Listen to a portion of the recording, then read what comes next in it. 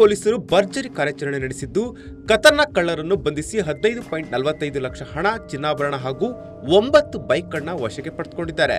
ಹುಕ್ಕೇರಿ ಠಾಣೆಯ 6 ಪ್ರಕರಣಗಳು ಹಾಗೂ ಇತರ ಠಾಣಾ ವ್ಯಾಪ್ತಿಯ 9 ಪ್ರಕರಣಗಳನ್ನು ಭೇದಿಸಿ ಒಟ್ಟು 15.45 ಲಕ್ಷ ಮೂಲದ ಸ್ವತ್ತನ್ನು ವಶಪಡಿಸಿಕೊಂಡು ಆರೋಪಿಗಳನ್ನ ನ್ಯಾಯಾಂಗ ಬಂಧನಕ್ಕೆ ಒಪ್ಪಿಸಿದ್ದಾರೆ. ಪಟ್ಟಣದ ಬೆಲ್ಲದ ಬಾಗೇವಾಡಿ ಕ್ರಾಸ್ ಬಳಿ ನಂಬರ್ ಪ್ಲೇಟ್ ಇಲ್ಲದ ಬೈಕ್ ಸವಾರ ಮಾಡುತ್ತಿದ್ದಂತಹ ಸಂಶಯಾಸ್ಪದ ವ್ಯಕ್ತಿ ಉಮೇಶ್ ಹನುಮಂತ ಗಾಡಿ ಒಡ್ಡಾರ್ ಬಂಧಿಸಿ ವಿಚಾರಣೆ ಮಾಡಿದಾಗ ಅಂತಾರಾಜ್ಯ ಕಳ್ಳತನದ ಜಾಲ ಬೆಳಕಿಗೆ ಬಂದಿದೆ. ಈತನಿಂದ ಗೋಕಾಕ, ಕಾಗಲ, ಸಂಕೇಶ್ವರ, ಹುಕ್ಕೇರಿ, ಬೆಳಗಾವಿ, ಕೆಎಲ್ಇ ಆಸ್ಪತ್ರೆ ನಿಪ್ಪಾಣಿ ಭಾಗಗಳಲ್ಲಿ ಕಳವು ಮಾಡಿದ ಸುಮಾರು 6 ಲಕ್ಷದ ಮೌಲ್ಯದ 9 ಬೈಕ್ಗಳನ್ನು ವಶಪಡಿಸಿಕೊಂಡು ಹಾಗೂ 1 ಟ್ರ್ಯಾಕ್ಟರ್ ಟಾರ್ಲಿಯನ್ನು ವಶಕ್ಕೆ ಪಡೆದುಕೊಂಡಿದ್ದಾರೆ.